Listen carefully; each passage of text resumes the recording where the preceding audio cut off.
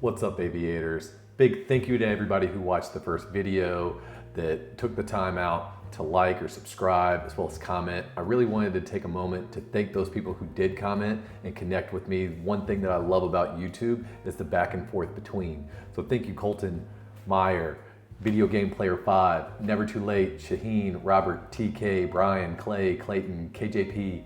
Thank you guys for sharing your stories and giving me some encouragement, right, in the comments. It was really cool to see people like Courtney, who's also 41, in the Goldsboro, Myrtle Beach area, which is really close to me.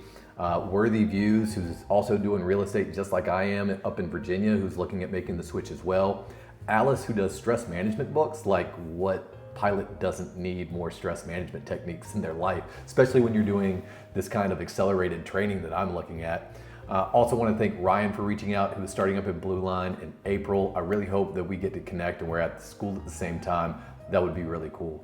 The reach that pilots have is pretty awesome because it can go global. If you didn't know, the international language for aviation is English. So even if you're flying into India, the control towers there are going to be speaking English. The pilots speak English. So there's actually been some international reach to the channel as well already after the first video. So Raphael reached out asking me if I had seen Fly with Trent, who is honestly the inspiration of me even checking out becoming a pilot, as well as starting up these videos. So thank you so much for reaching out and commenting about him. If you haven't checked out the Fly with Trent channel, it's definitely worth a watch.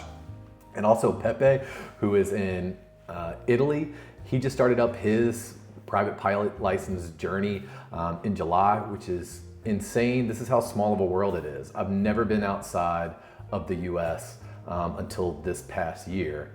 And of course, I was in Italy in July. So that's how cool this community already is and the connections that I'm making. I just want to thank you guys before we jump in and get an update on everything that's happened since then. So in the mail, I was able to get my AOPA membership. I'll go over this real quick with you guys. I touched on it quickly, but I wanted to share with you the benefits and why I think maybe you should consider joining the AOPA like I did.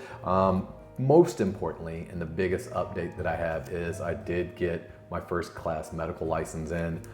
So thank you for everybody who gave me well wishes on getting that complete.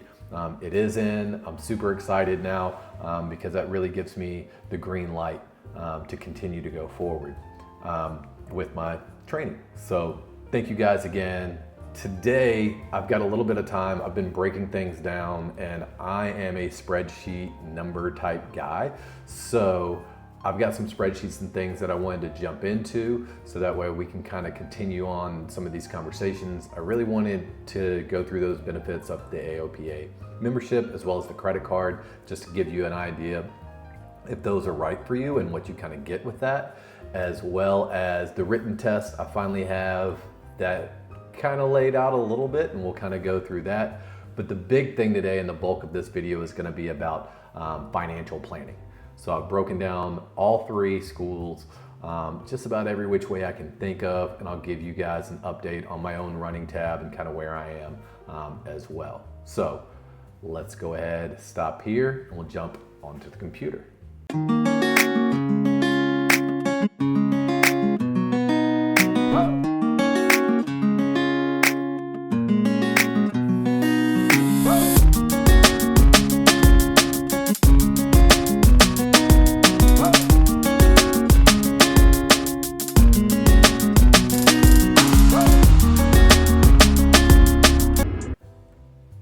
So first let's go ahead and talk about AOPA and why I think that it's such an important organization for you to take a look at. So the membership is $89 a year, which I don't think is that big of a deal, especially when you start looking at some of the benefits and things like that you're going to be able to get with this.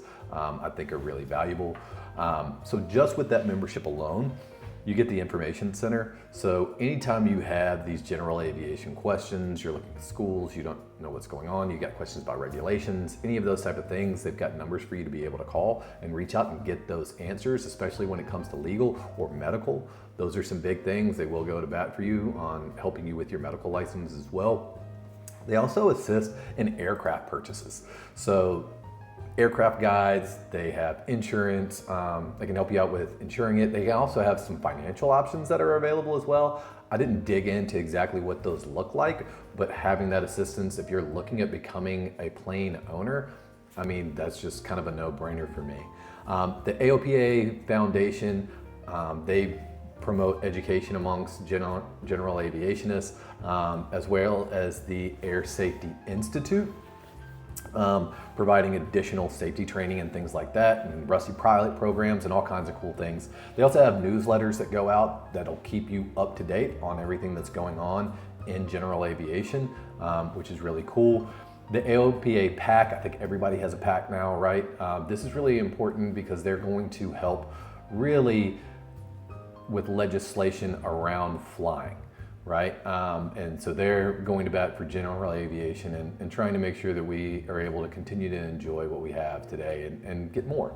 On top of that, there are some travel discounts that you can get. So like Avis and Hertz provide you a discount, Priceline provides you a discount, and Sporty's provides you a discount as well, and those kind of vary. So over here in these other columns, this is all the bonus stuff that you can get from the AOPA card. So if you get the credit card, you get 4% cash back on AOPA purchases and aviation insurance, which is nice. You get 3% back on some of these other partners, very similar to the other partners that you already get with the membership, but now you're actually getting cash back on those purchases.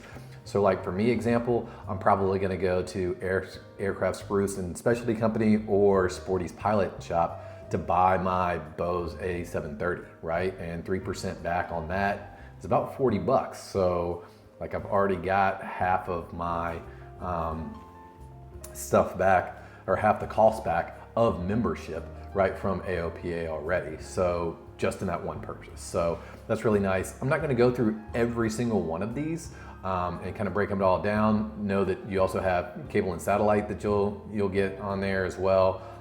Record shops, which I thought was kind of crazy, but like there are some things missing like Google Fiber, YouTube TV, Amazon, Pandora. Those things won't be counted, and it really just kind of depends. Every merchant's a little bit different on how they're categorizing themselves. You also get 2% on fixed-based operators, transportation services, airport terminals, all those kind of things. So even on your car gas is included in this. So if you don't have a gas card that you're currently using, you can get 2% back on your cash. It does max out at $2,500 back on the bonus. So everything outside of that is just gonna be 1% cash back. But that's a really quick highlight of AOPA membership as well as the AOPA credit card and kind of how that works. So take those into consideration as you're starting up your journey or wherever you are in your journey. Big piece for me that's going to be next, now that I have my first class medical down, hooray, is going to be starting up my testing. So there's 8 tests that you'll see here listed here. When you go on the PSI's testing website, it is overwhelming to look at it because like there's helicopters and gliders and all kinds of things that are mixed in there. So I was able to get this list. I've got it in 3 different sections here. So you have endorsement, no endorsement, and optional. So everything with endorsement here, you're actually gonna have to get a school or an instructor to give you an endorsement before you can actually take the test. So a lot of them are just gonna require you to be able to prove like on a practice test that you hit a certain score before they give you the endorsement to go ahead and start taking that test. Under the no endorsement, you don't need anything at all. You can go ahead, study for it, take it, and you don't need anybody to sign off on it. So that's the difference there. And then on the optional side, if you're looking at being a CFI, then these may be helpful or useful to you because with these you can then get the gold seal, which is just like another level of endorsement that you kind of get on your CFI. So that's kind of cool. But the big 3 are your private pilots, your instrument, and your commercial, right? And then the no endorsement ones, that's more towards your CFI and double I, because it's all based around instruction, as you can tell, right? As well as the optional ones that are there for the instrument ratings as well. So make sure you're talking to the school and figuring out beforehand if you're looking to take the test or if they require you to take a test beforehand, like how do you get that endorsement so you can go ahead and sign up. So with the schools that I'm looking at, Blue Line offers King's Ground School that comes as a part of it, which I am gonna go to Blue Line this week. I've got that lined up, so that'll probably be the next video that I do, is going up there, checking them out, and kind of summation of all of that. And finding out exactly how I get that process started with them. But then for each one of those, I'm also looking for each of these at doing Sheppard Air as well. I've just heard a lot of really good things, so I'm probably gonna compare those two. For the private pilots, there isn't anything on Sheppard Air. I'll kind of do something else as I start prepping for my testing. But it has free online resources. So if you're just starting out at your private pilots and you wanna go ahead and start studying for it now, go to Sheppard Air. There's 2 different links that they have there. Matter of fact, maybe I can pull those up just to show you real quick.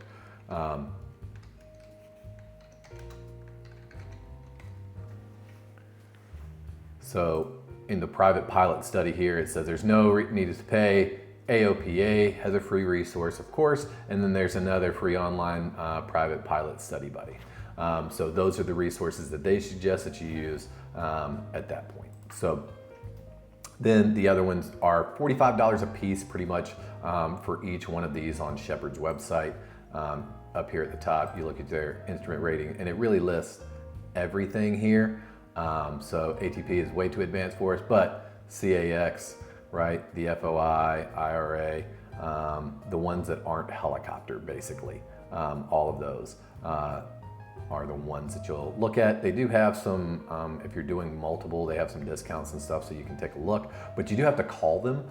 You don't order it online from what I can tell, so you just give them a call to get access. That's the written test. So now jumping into the really big piece of finances. So I broke down each school. I'm gonna start with Blue Line. So theirs is kind of the easiest up front. So once you kind of have an understanding of how I built this out, then looking at the rest of the schools towards the end will make a lot more sense. So with no private pilot's license, this is the course cost. So as I mentioned before, I'm not using, I think it was like Aero Advanced or Stratus as their financial institution, just because of their interest rates were so high. So I'm doing basically a like cash. I'm doing my own loan that I'll bring in. So they do offer a $5,000 discount, bringing down the total cost to about $100,000. So this is kind of everything that they gave me to check out. So housing is $4,200. Your check ride's about $9,500. The writtens and the ground school is all included. So that includes the King Air. And then I think they give you a reimbursement for the written exams. Supplies about $500, $1,300 for the headset, $800 for an iPad mini with cellular. I do have an iPad. I'm gonna see if that'll work, if I can just link it to my phone and that'll be good enough, or if I've gotta get this mini with a cellular, I'll find that out. Transportation, this is gonna include, for me, going back to forth from school every day, as well as making a trip back to Wilmington 1 time a week. And so that comes out to about $200 a month for that. Insurance is about $60 a month that you have to have, and then ForeFlight is $240 annually. Everybody, all 3 schools are requiring you to get ForeFlight. So with the private pilots, it's basically the same thing, except now you get $20,000 off of the cost of the course, as well as now instead of 6 months, now we're looking at 5 months. So that's really the difference. So if you don't have a private pilot's license, you're looking at $118,000. And if you have your private pilots and you're already coming in with credit, it's about $97,000. That's their accelerated course. Now for my 2 local ones, I had to do a little bit more of a breakdown. So in this column to the far side here, high tide minimum, this is the minimum requirements by the FAA. So all of the hours that are listed here are the minimum hours required. So that is actually as fast as you're gonna be able to do it. I didn't include the ground instruction hours, right? It's just the flight hours, all right? And then on the average is what I did to kind of bump things up a little bit, because there's no way I'm gonna get through everything on minimums, right? And you wanna make sure, even if you're going fast and you do better than average, it's better to have that extra money set aside than to need that and be $10,000 short and you're at the end and you can't finish something. Like, that's just terrible. So 55 hours about for private pilots is what I found. A lot of these are just kind of me building things out on an average. I figured about 55 for instruments. Now up in commercial, 190. That may be high because that puts me up to 300 total hours at that point. Some of these solo hours, at this point, like maybe I can subtract another 15 from that and be more around 175, because really you just got to be to 250 to get to your commercial. So I don't know, how much I can play with those numbers, but I wanted to make sure that I built in something extra just in case. So that'll put me up to 300 hours at that point, when the minimum is 250. So I still feel like that's a good buffer there. CFI, multi-engine training, and then CFII. So that's how I've built everything out. And basically all these costs come off of these numbers here. So the rental, the instructor, a complex airplane. So you have to be able to fly for your commercial. You'll see this dual complex hours down here. It has to have retractable landing gear and then like a dynamic prop, I think are the two kind of things that make it a complex. And then the multi-engine as well as simulator costs there. So here you see the minimum cost with all those hours, with everything kind of built off of these numbers here. The minimum would be $62,000, close to $63,000, which again, I don't think is realistic, but an average total of closer to $80,000, which I think that's fairly accurate just for the flying piece, right? Like that's just for me paying for flight hours and instructors and all that kind of stuff. I did the same thing with Cape Fear. They had the exact same hour numbers and everything like that. I really wanted to be as apples to apples as I could be. And then I put in their rental numbers. So I don't know if you didn't see the first video, they have nicer planes than High Tide does. So Cape Fear has like 2020, 2022 Cessnas. They have Cirrus, and their multi-engine is a DA-42, I think. I didn't get a response back about their complex multi-engine and simulator prices. I did see that they had a Cirrus that was renting for $450 an hour, so I just kind of went off of that as their complex, although I think the DA is 42 is going to be both their complex and their multi-engine, because I really couldn't find anything or any Cirrus that had retractable landing gear on their website. I emailed them, I never got anything back, so these are the numbers that I kind of went off of. They did give me the rental and instructor rate. I did have those after my visit with them when I did my discovery flight the first time. So the minimum for them is close to 80,000 with an average rating here of a little over 101. So you can already kind of tell where we're going with this. So local totals, that was just like the course cost, right? So that 100,000 or the 80,000 that was for Blue Line, this now kind of takes into account some other things. So this is the average cost that I pulled from the other sheet.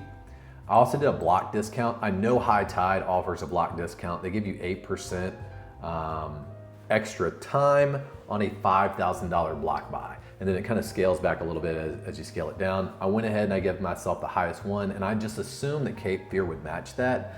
They said when I talked to them about it that they hadn't really had anybody ask, but with block discounts, usually you're trying to get like 10%. I figure like 8% is still kind of decent if you can get that. So I'd included that for the, and then took away the course totals down to about 74,000 and 94,000.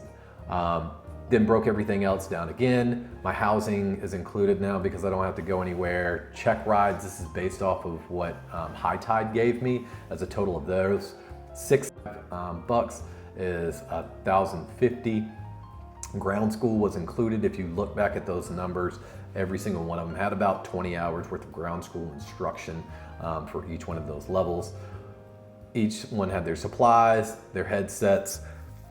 The iPad mini cellular isn't required by either one of these schools. And then transportation, I did my gas. So to get back and forth from High Tide, if you watch the first video, you know I took a ferry across. So that's $150 a year for the ferry pass, plus another couple bucks in gas. There will be night trips and things like where that doesn't come into play and I can't take the ferry, so I may have to drive around. So I kind of adjusted the numbers, but just assuming in total, I had 360 hours about on those averages. So when they said you're doing about 2 hours worth of flight a day, I'm just assuming that's going to come out to 180 trips. And so that's kind of how I developed that number, as well as I'm assuming it's going to take 2 years if I'm going, fast at these places. So that's 24 months worth of insurance, and then I've got to get floor flight twice, right? Both of these are broken down pretty much the same way. The supplies went up $100 here because they did tell me at Cape Fear that they have all the supplies that I need for everything for $400 in a bag. So, which is not a bad deal, I don't think. So let's jump over and look at all of our options right now. So Blue Line was $118 and takes 6 months. Cape Fear was $105 and is going to take 24 months. And High Tide is $84,000 and will take 24 months. I also wanted to look at the private pilot, like coming in with the private pilot license as well. So with Cape Fear, if I got my private pilot's license with them, and then I transferred over to Blue Line and started their program with that additional credit, then this is the cost. And I developed that by taking just the cost of the private pilot's license on average, and then I had to include some additional cost here. So these private pilot costs that you see here, like the housing and everything, ground school, all that stuff was basically included because I included that in the Blue Line kind of checklist, so those things are already there. So the only thing that I really had to add was an additional check ride, a written exam, my transportation, going back and forth, as well as insurance for that time, and that came out to about another $1,300 that I need to add on top of what I'm paying for my actual hours, right? So for Cape Fear, that came out to about $113, and High Tide, that came out to close to $110. And I said that that was going to take me about 8 months to do, assuming it's 3 months to kind of get through my private pilot's license, and then another 5 months then to complete Blue Line's course.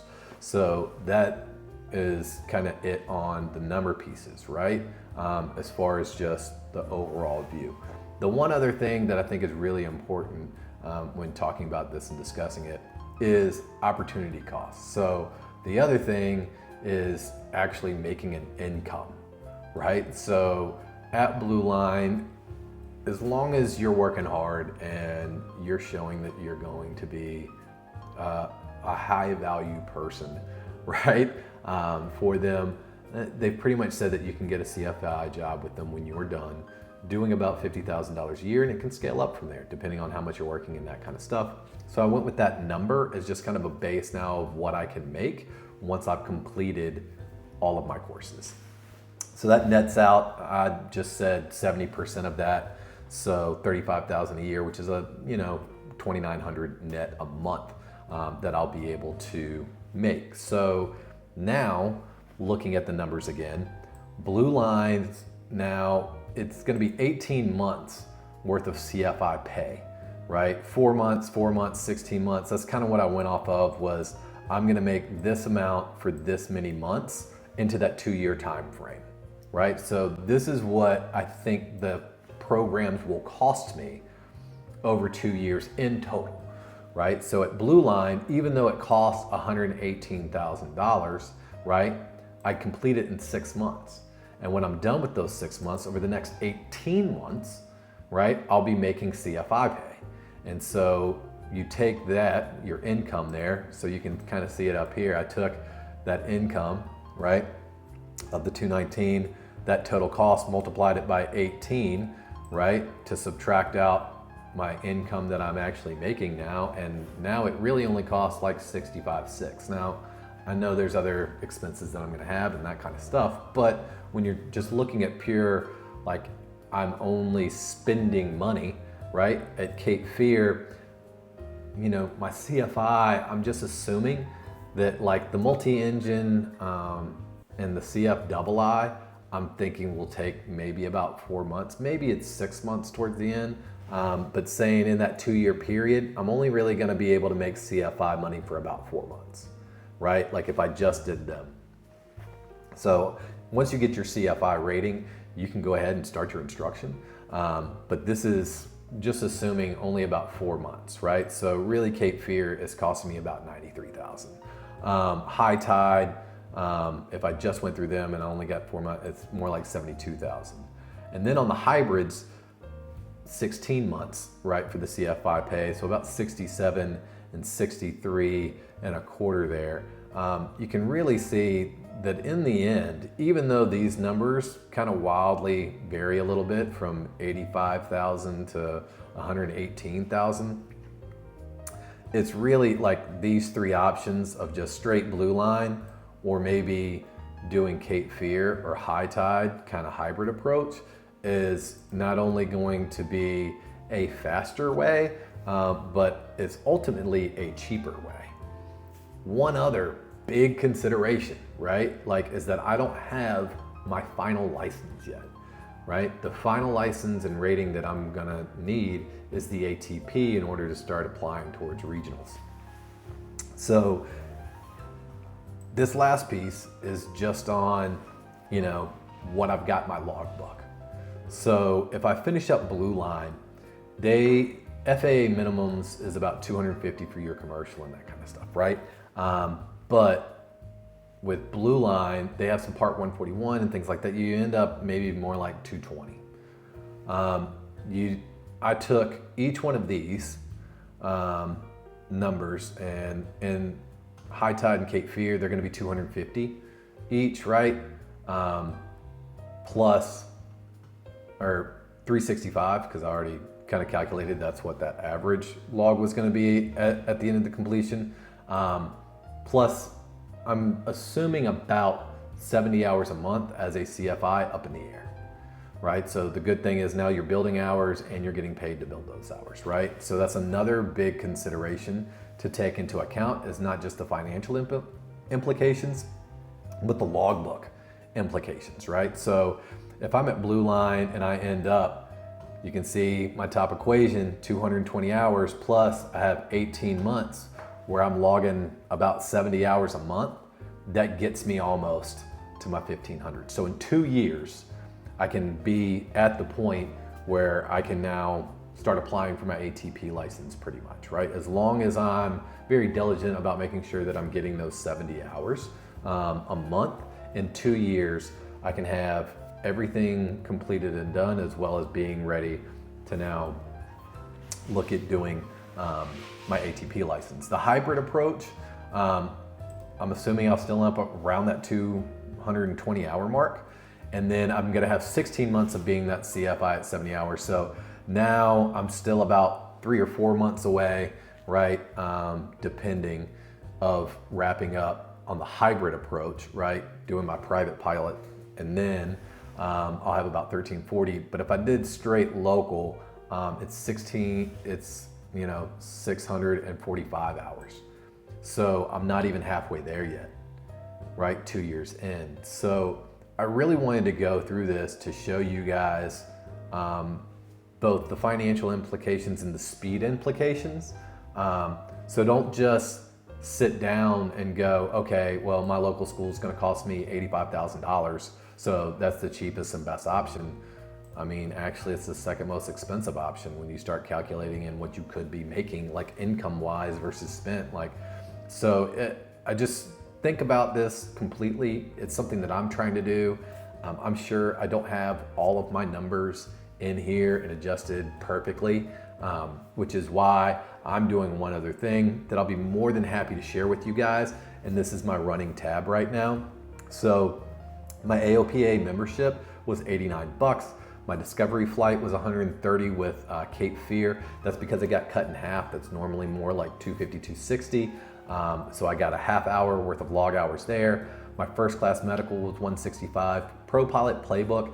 If you guys haven't come across Pro Pilot podcasts yet, take a look.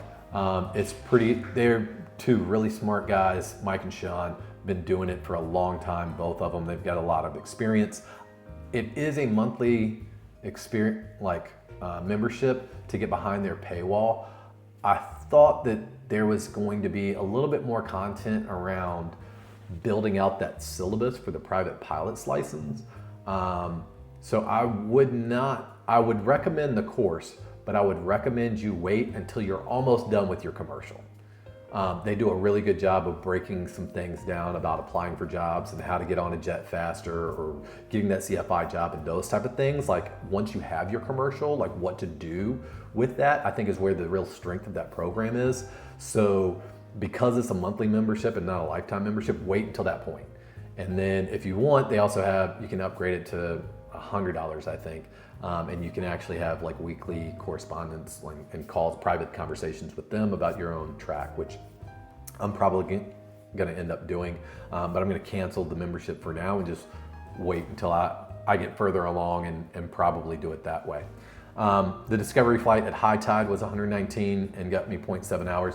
And then I'm doing my flight assessment, and they actually just charged me at Blue Line. We'll add this one in together for $260, and hopefully that'll give me about an hour or so. I'll get that logged in correctly, but so far I've spent $800 just investigating and qualifying myself. So understand that all of this is going to cost a little bit of money. Yeah, you can definitely cut back on some of these costs. You don't need to go on 3 discovery flights.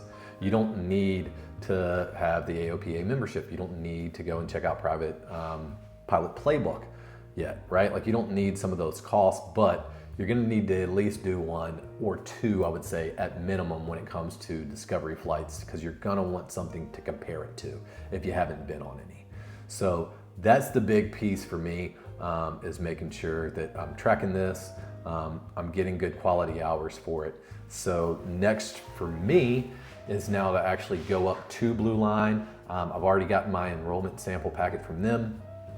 Got everything set up. They're called their discovery flight, a flight assessment. So I'm going up there, doing that this week, and be able to check out all of their stuff and come back. And then I'll be ready to start making my final decisions on what school I'm going to do, how I'm going to do it. Although I have a really good feeling at this point that it's going to be either straight Blue Line, or I'm going to take kind of a hybrid approach. And some of that is going to depend on my family and timelines and things like that as well. And also how long it takes me to get some of these writtens done, and kind of talking through that process with them as well. So hope you guys got a lot of value out of this. I really enjoyed the comment section. Please continue to keep them coming. And I truly am sincere. If you were telling me about your passions and where you are in your process and you're doing your check rides and those type of things, please, I'm sincere. Let me know. I want to follow your journey just like you're following mine.